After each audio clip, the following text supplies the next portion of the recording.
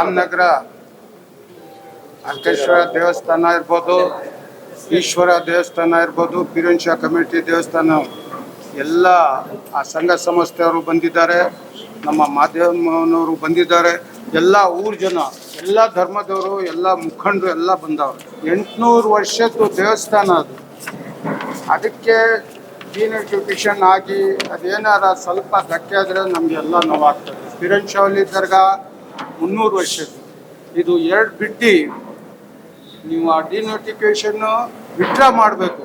ಶಾಸಕರಿಗೆ ನಾವು ಮನವಿ ಮಾಡ್ತೀವಿ, ಎಲ್ಲ ಊರ ಜನ ಅದು ನೀವು ವಿಡ್ರಾ ಮಾಡಿ ನಮಗೆ ಶಾಂತಿಯಿಂದ ಈ ಊರಿನಲ್ಲಿ ಬದುಕೋಕ್ಕೆ ಅವಕಾಶ ಕೊಡಿ. ನಾವು ಜಾಸ್ತಿ ಮಾತಾಡಲ್ಲ. ಏನಾರ ಒಂದು ಸತಿ ಆಫೀಸರ್ ಡಿನೋಟಿಫಿಕೇಶನ್ ಆಗಿ ಸರ್ವೆ ಆದಮೇಲೆ ಯಾರ ಕೈಗೂ ಇವಾಗ ನಮ್ಮ ಇವ್ರು ಹೇಳಿದ್ರು ಅದು ಯಾರ ಕೈಲಿ ಸಾಧ್ಯ ಇಲ್ಲ. ನಾವು ಇದಕ್ಕೆ ಓಡಾಟ ಮಾಡ್ತೀವಿ. ಬೇಕಾದರೆ DCM ಹತ್ರ, ಶಿವಕುಮಾರ್ ಹತ್ರನೂ ಹೋಗ್ತೀವಿ, CM ಹತ್ರನೂ ಹೋಗ್ತೀವಿ.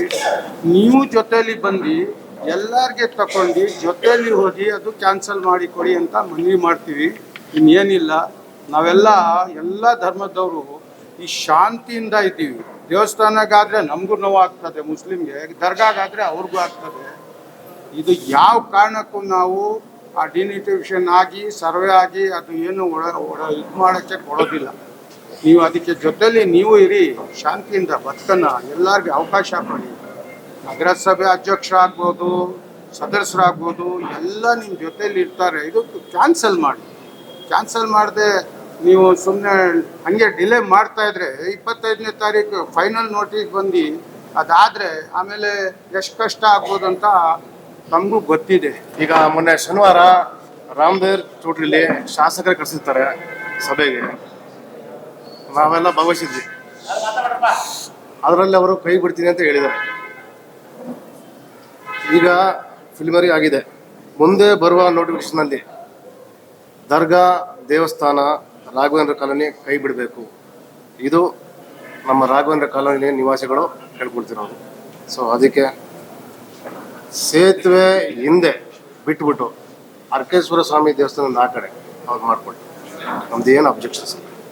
ಸೊ ನಮಗೇನಪ್ಪ ಅಂದರೆ ನಮ್ಮ ರೆಸಿಡೆನ್ಷಿಯಲಿ ಏರಿಯಾ, ವಾಣಿಜ್ಯ ಇಲಾಖೆ, ಆಸ್ಪತ್ರೆಗಳು, ಸ್ಕೂಲ್ಗಳು ಇದು ಯಾವುದಕ್ಕೂ ತೊಂದರೆ ಆಗದ ರೀತಿ ಮಾಡಿ.